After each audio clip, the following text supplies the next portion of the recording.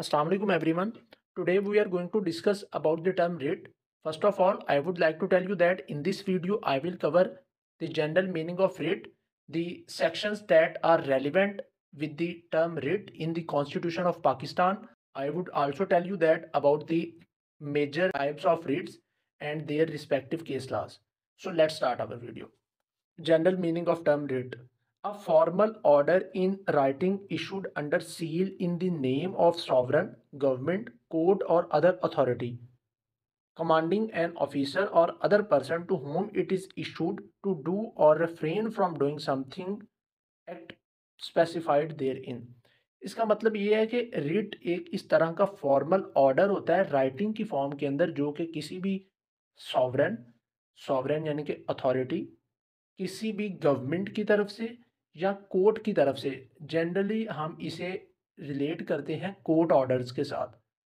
तो ये रिट का वैसे एक सिंपल रिट के मीनिंग को ब्रॉड स्पेक्ट्रम के अंदर डिफाइन इस तरह से किया जा रहा है कि ये एक तरह का फॉर्मल ऑर्डर होता है जो कमांडिंग अथॉरिटी है, ये ऑर्डर इशू किया जाता है किसी को रोकने के लिए, किसी एक स्पेसिफाइड एक्ट से या उसको करने के लिए।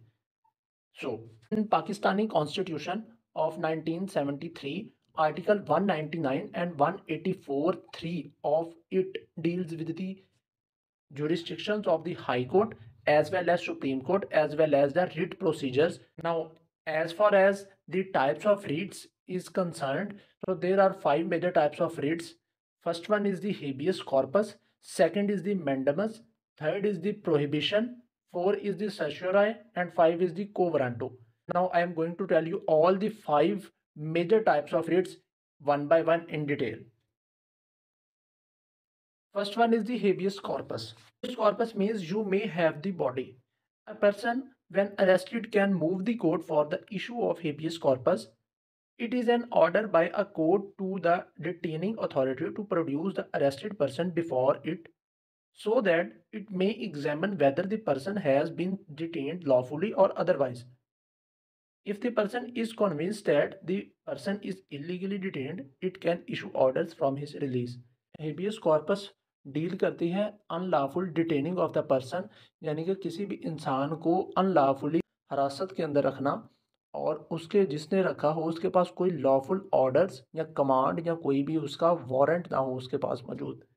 जब एक इंसान या इसके अलावा अगर हम देखते हैं जब एक इंसान अरेस्ट कर लिया जाता है तो कोर्ट है जो वो इशू करती है हेबियस कॉर्पस की रिट को, जिसके अंदर ये होती है कि वो इंसान जिसे अरेस्ट किया गया है, जिस स्पेसिफिक इंस्टीट्यूशन ने किया है, वो उसे बिफोर दी कोर्ट है जो पेश करे और ये बात प्रूव करे कि उसने उसे लीगली डिटेन किया हुआ है। अगर अनलॉफुली डिटेन किया होगा उन्होंने तो देन कोर्ट फर्दर का जो प्रोसीजर है उसे फॉलो करेगा। Who can apply?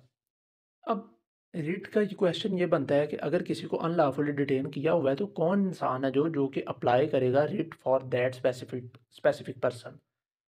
So general rule is that an application can be made by a person who is illegally detained, but in certain cases an application of habeas corpus can be made by any person on behalf of the prisoner, a friend or a relation.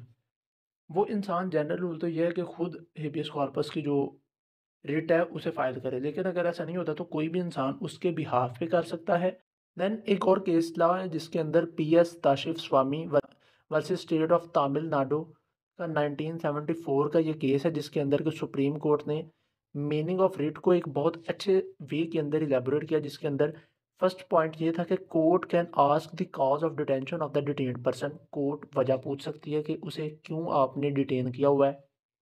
Second, can order to produce the detained person before the court, यानी कि वो पेश करें उस इंसान को court के सामने जिसे डिटेन किया हुआ है लीगली और अनलॉफुली, लॉफुली या अनलॉफुली।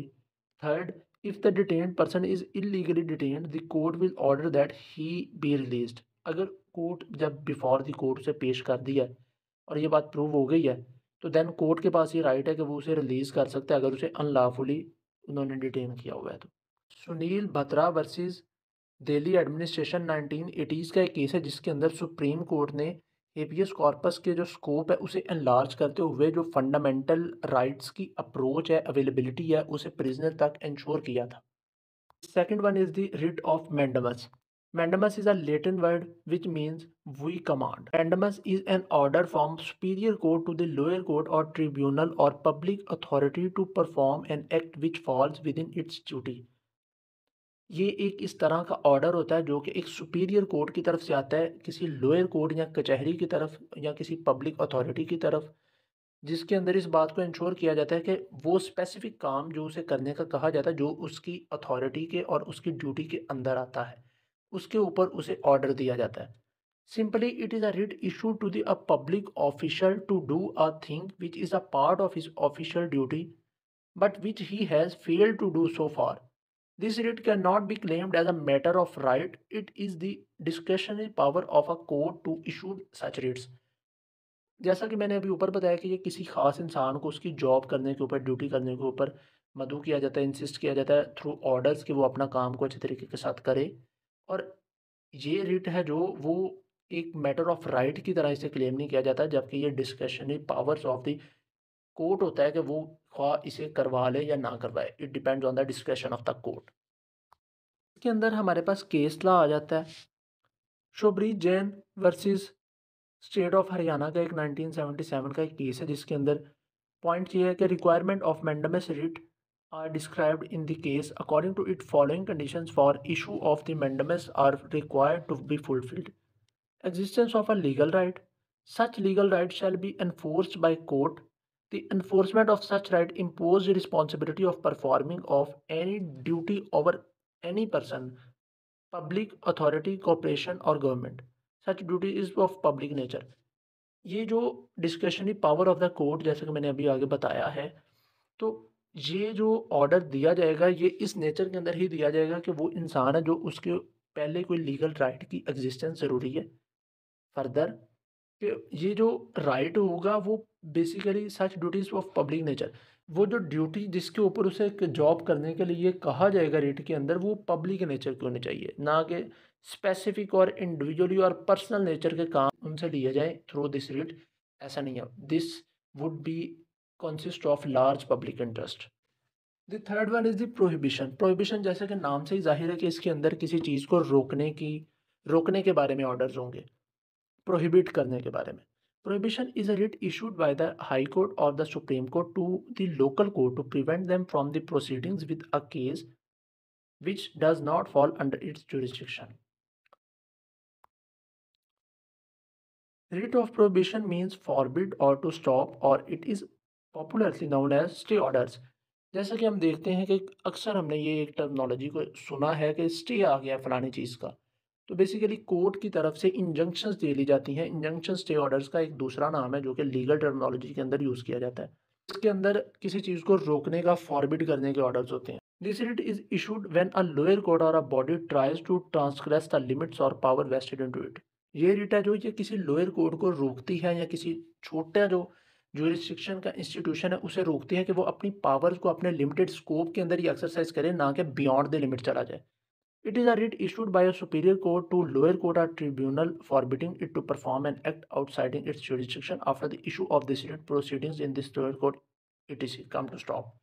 जैसा कि मैंने अभी बताया कि ये उन स्पेसिफिक इंस्टीट्यूशंस को या कोर्ट को या ट्रिब्यूनल कचहरियों को अपनी स्पेसिफिक जुरिस्डिक्शन के अंदर पावर के अंदर लिमिटेड स्कोप के अंदर ही काम करने के लिए इंसिस्ट करती है।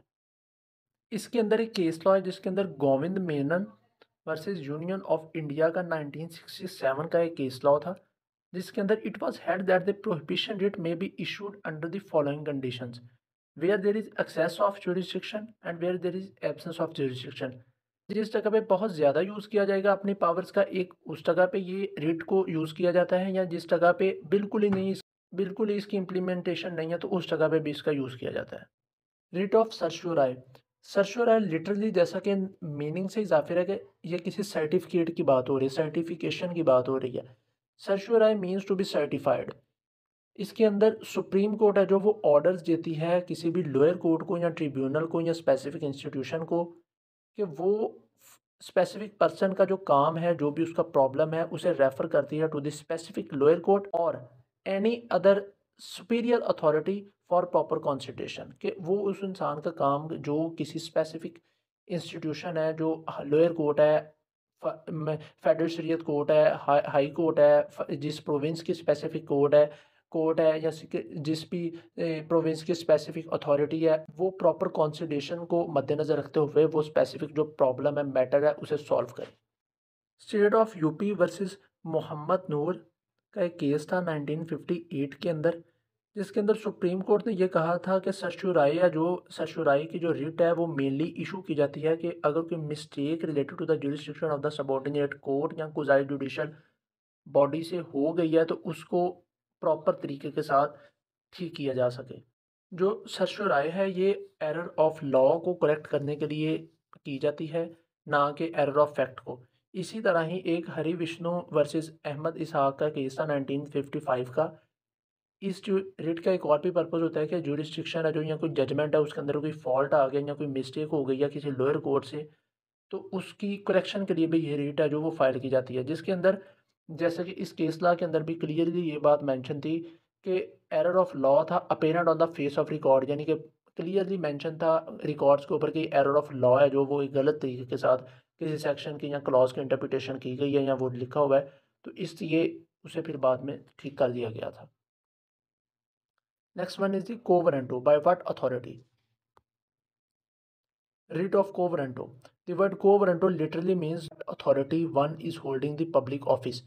किस हैसियत से कोई किसी इंसान ने अगर कोई पब्लिक ऑफिस को होल्ड किया हुआ है तो उसके ये पीछे बैंड द सीन क्या रीज़न है? Is that person is really capable of this office and came from a proper channel और बाय थ्रू अदर मीन्स और एक्सेप्शनल बॉडीज़। सो इसके अंदर ये बात है कि it is a writ issued with a view to restraining a person from acting in a public office to which he is no entitled.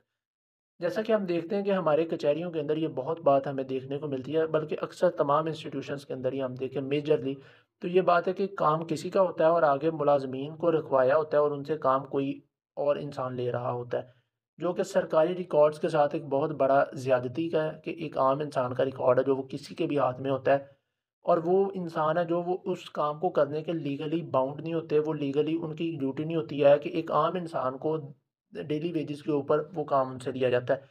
और ये चीज़ हमें अपनी कचहरियों के अंदर बहुत ज़्यादा देखने को मिलती है।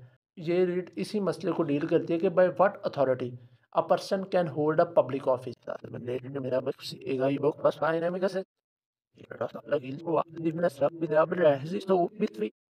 So il boxy so sinne weggelege werk sinne snart si ovi sinne mrau girodik sexy nirne kvæfis gesni nana sike guardni voxes the usam foister. This is all about the writ.